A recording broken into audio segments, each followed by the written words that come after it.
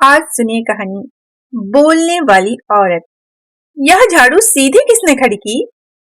बीजी ने त्योरी चढ़ाकर विकट मुद्रा में पूछा। जवाब न मिलने पर उन्होंने मीरा को धमकाया।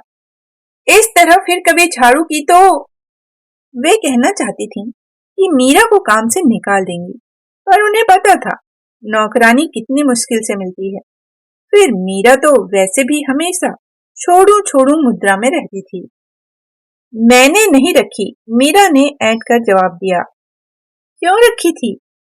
तुझे इतना नहीं मालूम कि झाड़ू खड़ी रखने से घर में दलिद्दर आता है, कर्ज बढ़ता है, रोग जड़ पकड़ लेता है? यह तो मैंने कभी नहीं सुना। जाने कौन गांव की है तू? माँ के घर से कुछ भी तो सीख कर नहीं आई। काके का काम वैसे ही ढीला चल रहा है और तू झाड़ू खड़ी रख, यही सीख है तेरी। मेरा ख्याल है झाड़ू गुसल खाने के बीचों बीच भीगती हुई पसरी हुई छोड़ देने से दलिद्दर आ सकता है। तीलियां गल जाती हैं, रस्सी ढीली पड़ जाती है और गंदी भी कितनी लगती है। आज तो मैंने माफ कर दिया, फिर कभी झाड़ू खड़ी न मिले, समझी? शिखा ने कहा। इस बात में कोई तुक नहीं है बीजी, झाड़ू कैसे भी रखी जा सकती है। बीजी झुंझला गई। कैसी जाहिल और जिद्दी लड़की ले आया है काका।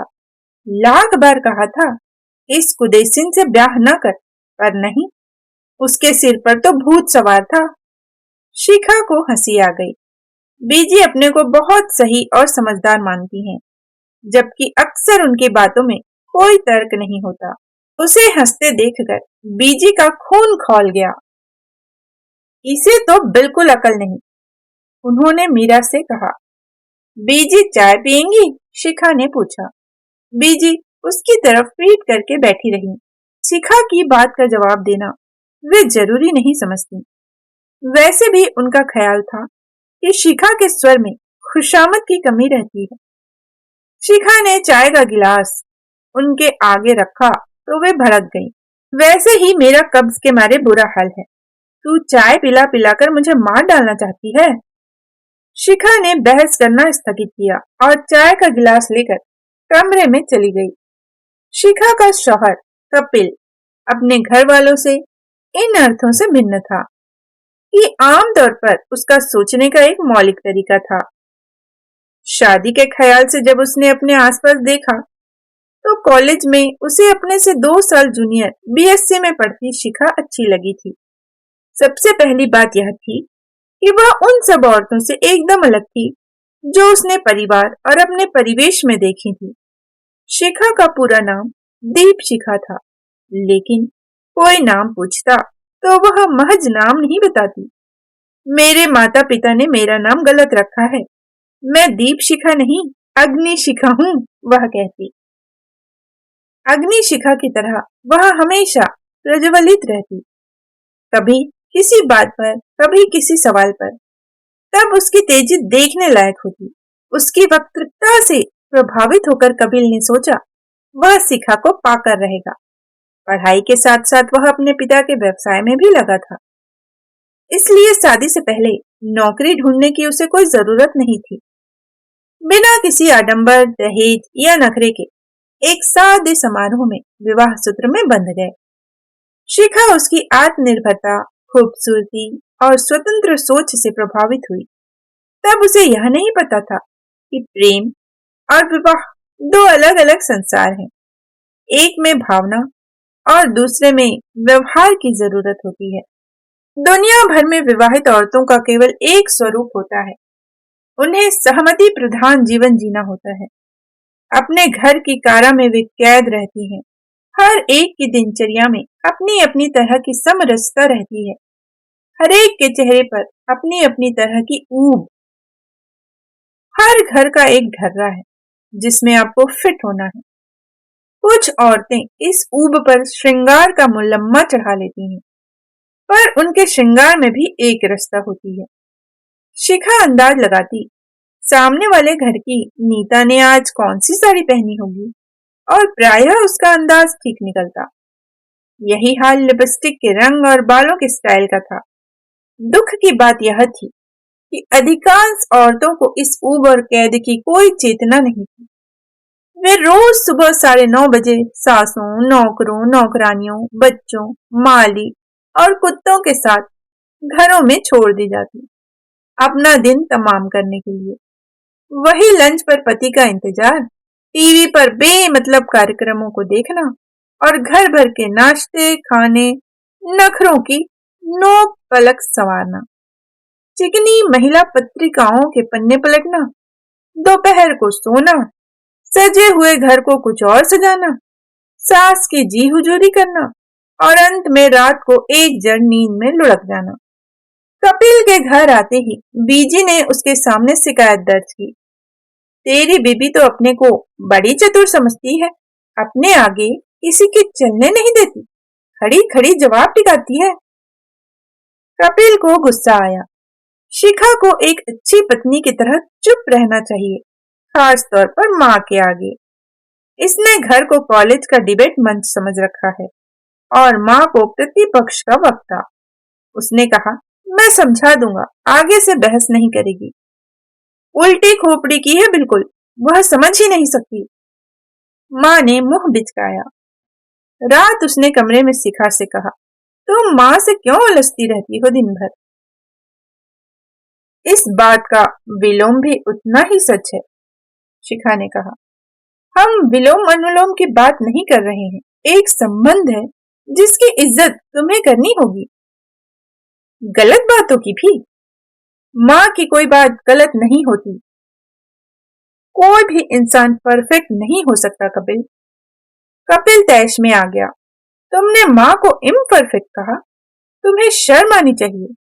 तुम हमेशा ज्यादा बोल जाती हो और गलत भी। तुम मेरी आवाज बंद करना चाहते हो? मैं एक शांत और सुरुचिपूर्ण जीवन जीना चाहता हूँ। शिखा अंदर तक जल गई इस उत्तर से, क्योंकि यह उत्तर 1000 नए प्रश्नों को जन्म दे रहा था। उसने प्रश्नों को होठों के क्लिप से दबाया और सोचा, अब वह बिल्कुल नहीं बोलेगी, यहाँ तक कि ये सब उसकी आवाज को तरस जाएंगे। लेकिन यह निश्चय उससे निभ न पाता। बहुत जल्द कोई ना कोई ऐसा प्रसंग उपस्थित हो जाता कि ज्वालामुखी की तरह वह फट पड़ती और एक बार फिर बदतमीज और बदजुबान कहलाई जाती। तब शिखा बेहद तनाव में आ जाती।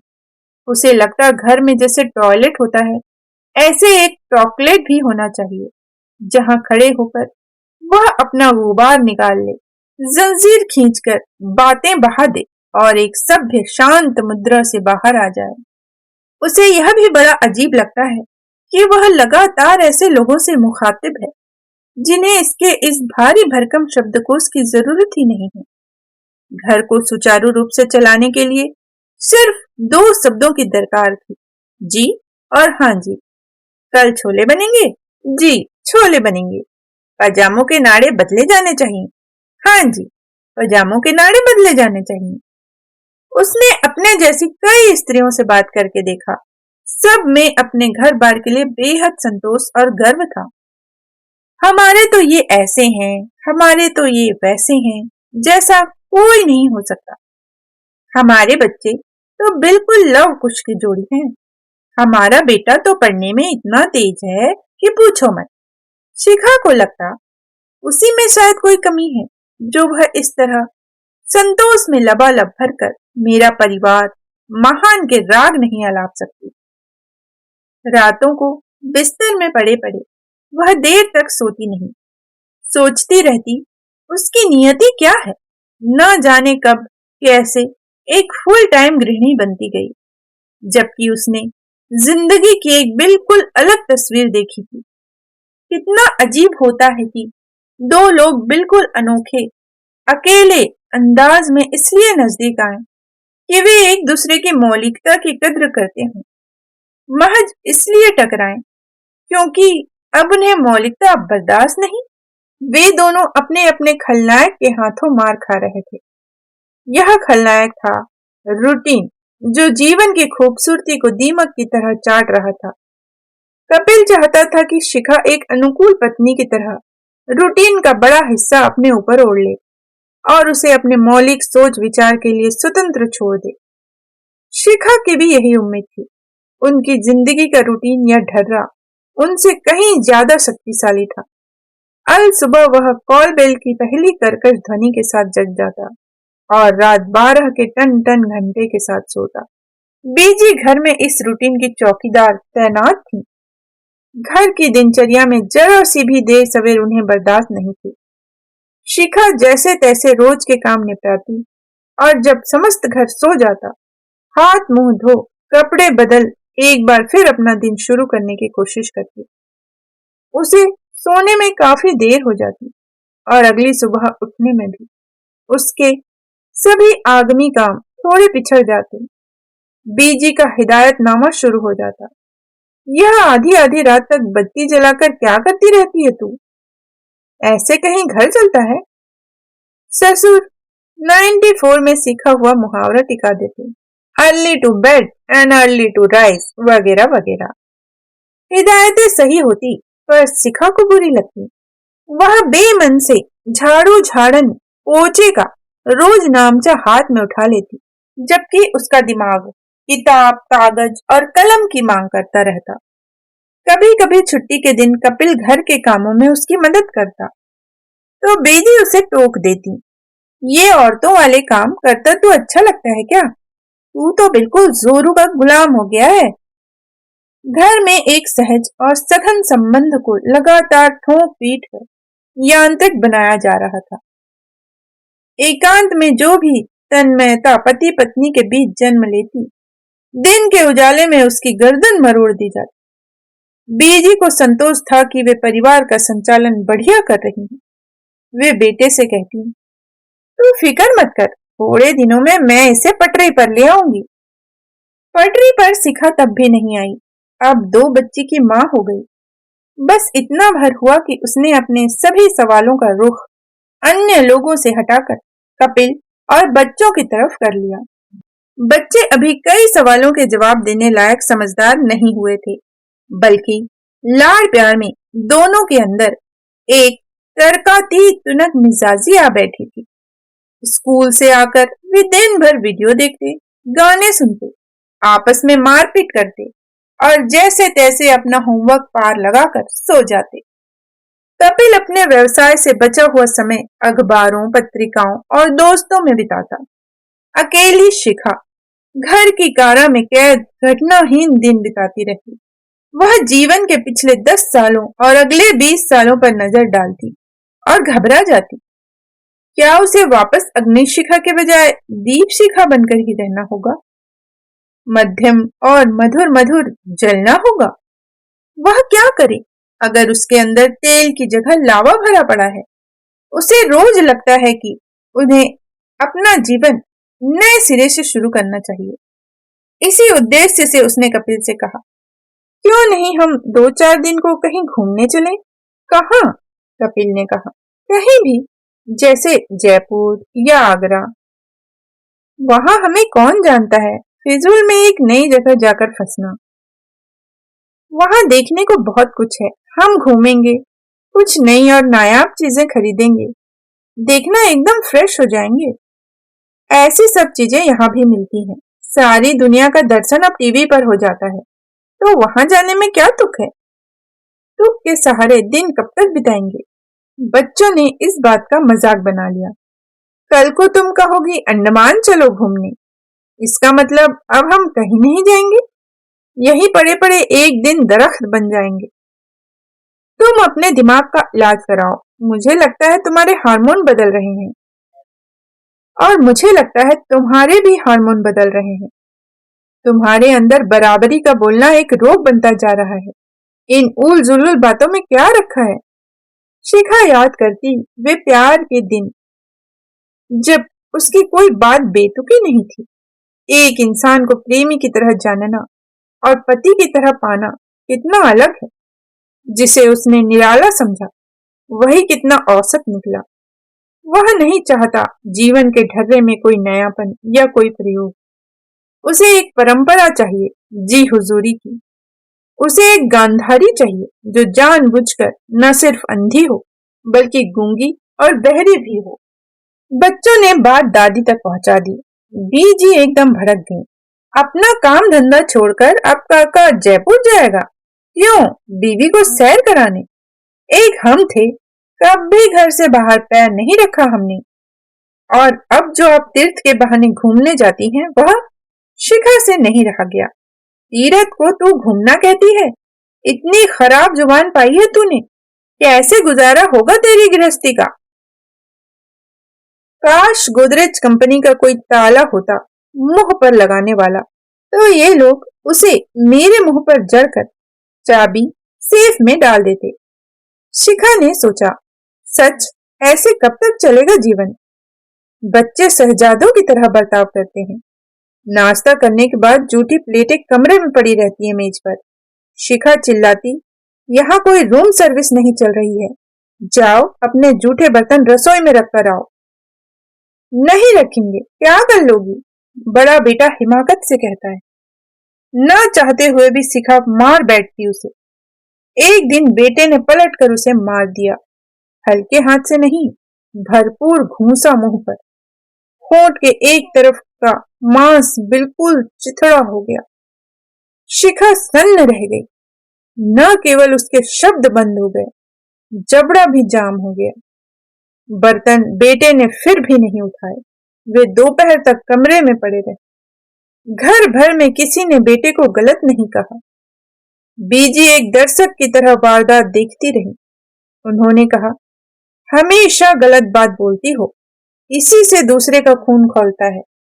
शुरू से जैसी तूने ट्रेनिंग दी वैसा वह बना है। ये तो बचपन से सिखाने वाली बातें हैं। फिर तू बर्तन उठा देती तो क्या घिस जाता? उन्हीं के शब्द शिखा के मुंह से निकल गए। अगर ये रख देता तो इसका क्या घिस जाता? बदतमीज कहीं की, बड़ों से बात करने की अक्ल नहीं है, बीजी ने कहा। ससुर ने सारी घटना सुनकर फिर एक मुहावरा टिका दिया। As you sow, so shall you reap. Kapil ने कहा, पहले सिर्फ मुझे सताती थी, अब बच्चों का भी शिकार कर रही हो। शिकार तो मैं हूं, तुम सब शिकारी हो, शिखा कहना चाहती थी, पर जबड़ा एकदम जाम था।